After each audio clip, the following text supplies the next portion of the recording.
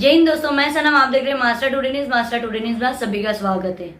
मुंब्रा के कौसा मनपा अस्पताल को लेकर किस तरह से घोटाला किया गया, जिन आरटीआई एक्टिविटीज की पूरी मेहनत थी, ये कागजात निकालना, आरटीआई के तहत पूरी जानकारी निकालना, 10 करोड़ के अस्पताल को ले 139 करोड़ का होना, कैसे ये मामला हुआ और अब ये हाईकोर्ट तक पहुंचा, उसके लिए आरटीआई की मेहनत है। वो आरटीआई एक्टिविटीज हनीफ कामदार ने क्या कुछ जानकारी दी अस्पताल को लेकर, देखिए हमारे इस वीडियो में।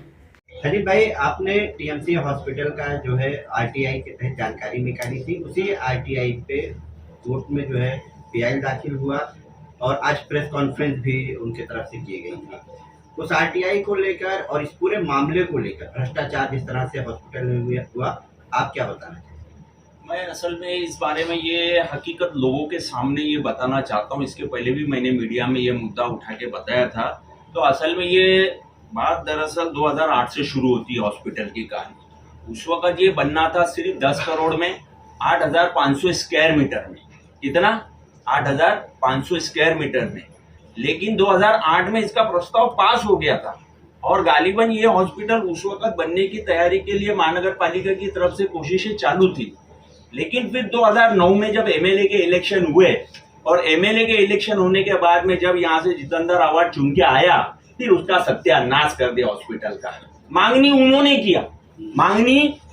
किया और उन्होंने मांगनी करने के बाद में अपने क्षेत्र के इलाके के लोगों को ये हॉस्पिटल की सुविधा कैसे जल्द से जल्द और ज्यादा से ज्यादा मिले, इस पे उन्होंने कभी काम ही नहीं किया।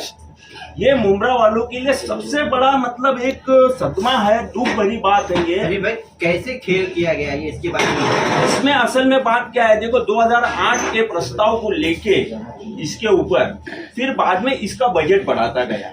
मैं शॉर्टकट में बता रहा हूँ, मेरे पास पूरे डॉक्यूमेंट्स है। इसका जब ये बजट बढ़ते बढ़ते 54 करोड़ रुपया जब 2014 में इसका फाइनल वर्क ऑर्डर निकलने के बाद पास हो गया कि भाई ये हॉस्पिटल आपको 54 करोड़ रुपए में ग्राउंड प्लस 2 का बनाना है, ठीक है। अब वो ग्राउंड प्लस 2 बनाने के लिए भी इनकी तरफ से कोई कोशिशें काविशें नहीं की गई, ना तो इनके नगर सेवक लोगों की तरफ से कोशिश की गई, ये सिर्फ बोलते रह गए। उसकी जिंदा मिसाल ये है कि जब हाईकोर्ट में ये मैटर एफसीआर के तहत जब ये हाईकोर्ट में मैटर गया तो उसके बाद में वो हॉस्पिटल एक डिस्पेंसरी के स्वरूप में चालू किया गया। हाँ, आज कैसा है, मुंब्रा वालों के साथ में ये सबसे बड़ा धोखा है कि सिर्फ एक बस स्टॉप का डंडा गाड़ने का और विकास बोलने का। हाँ, बाकी जो बेसिक इंफ्रास्ट्रक्चर है उससे आज मुंब्रा वाले बिल्कुल दूर दूर तलक के वंचित हो गए। वो सारी चीजें मुंब्रा वालों को मिल ही नहीं रही है।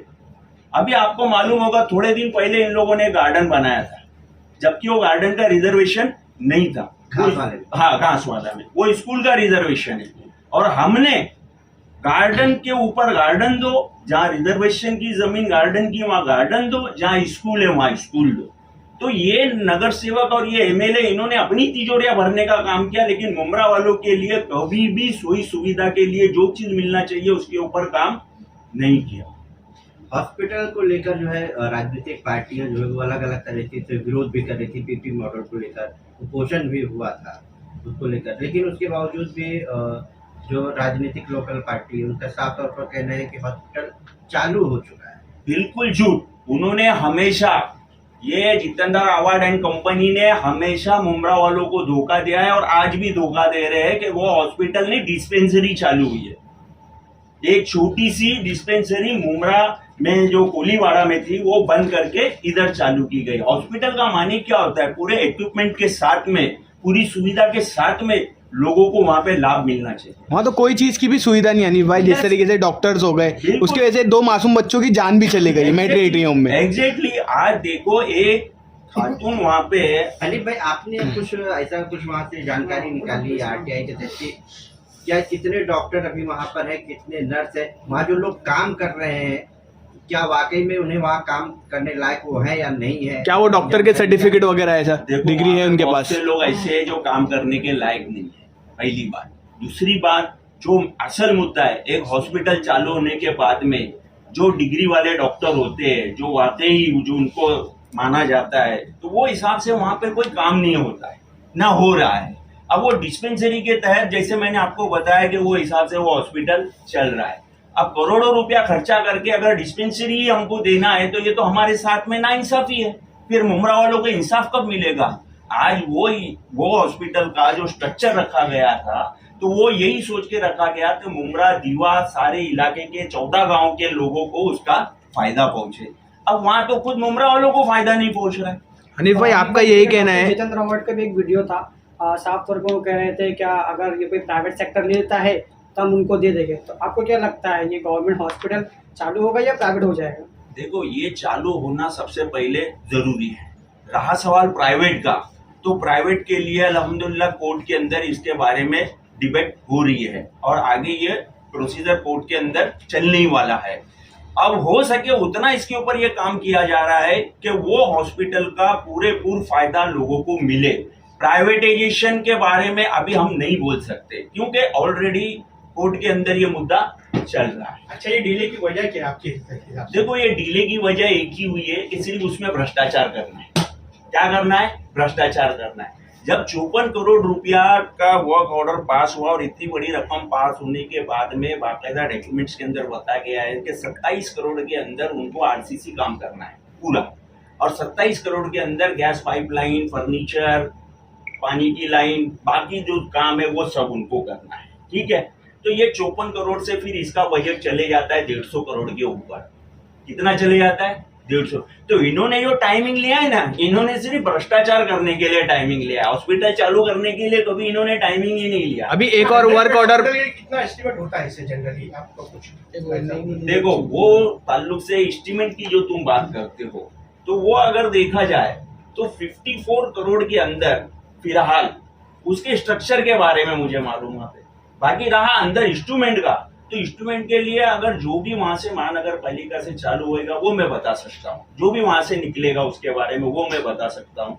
लेकिन जहां तक के फैसिलिटीज की बात है और इन्होंने बताया टाइम क्यों लग रहा है, तो टाइम लगने की वजह यही है कि वो हॉस्पिटल के नाम पे पैसा निकाला गया, लेकिन हॉस्पिटल बनने का, लास्ट तलक के चालू होने का कोई दूर दूर तलक के इम्कान नहीं। कोर्ट में मालपा ने जो हलफनामा 22 और 23 में दिया है काफी अलग है। एक में बताया गया मशीनरी लग गई, एक में लगाने के लिए पैसे की डिमांड की जा रही है जी, उसके बारे में क्या? उसके बारे में देखो, पहली बात तो कोर्ट ने उनके जो एफिडेविट दाखिल किए हैं उसके ऊपर खुद कोर्ट ने सवाल खड़े किए। कोर्ट ने उनके एफिडेविट को माना ही नहीं है। अगर उनके एफिडेविट में कोई भी बात सच्ची होती तो कोर्ट उसके ऊपर इंक्वायरी नहीं बिठाता।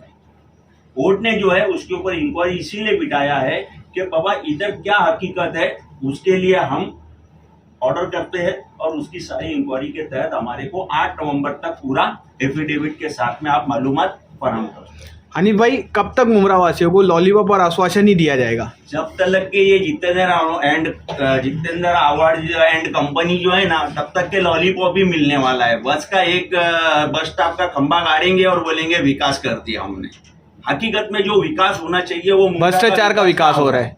हम भ्रष्टाचार का तो विकास हो ही रहा है ना। इन्होंने आज तक के अपनी तिजोरियां भरने का काम किए। लोगों का आज देखो, मेन रास्ता आज अधूरा पड़ा हुआ है, उसका काम पूरा नहीं हुआ। कहीं गली कुचे के जो रास्ते हैं वो काम पूरे नहीं हुए। तो कहीं ना कहीं तो इनको जो चुन के लाती है मुमरा की आवाम में लाती है, तो मुमरा की आवाम को आप क्या संदेश देना चाहते हैं? मेरा आवाम से ये संदेशा है कि आवाम जो है हर इलेक्शन के अंदर मुद्दों के ऊपर वोटिंग करे। हमको बस स्टॉप चाहिए, फुल फैसिलिटी वाला तो चाहिए, हमको फास्ट ट्रेन चाहिए तो चाहिए, हमको एक प्लेटफॉर्म अच्छा बना के चाहिए फैसिलिटीज के साथ में तो चाहिए। सारी फैसिलिटीज के ऊपर, मुद्दों के ऊपर यहाँ की जनता को जो है वो मैं गुजारिश करता हूँ कि उनको आने वाले इलेक्शन के अंदर वोटिंग करना चाहिए। और मैं यहाँ तक कहता हूँ कि जनता खुद इलेक्शन अपने हाथ में ले कि किसको चुन के देना है और किसको नहीं देना है। उनके सामने आज पूरे 14 साल का पूरा आज जनता के सामने ज्यादातर बातें आ चुकी है, सिवाय नुकसान के अलावा जनता को कुछ नहीं मिला है।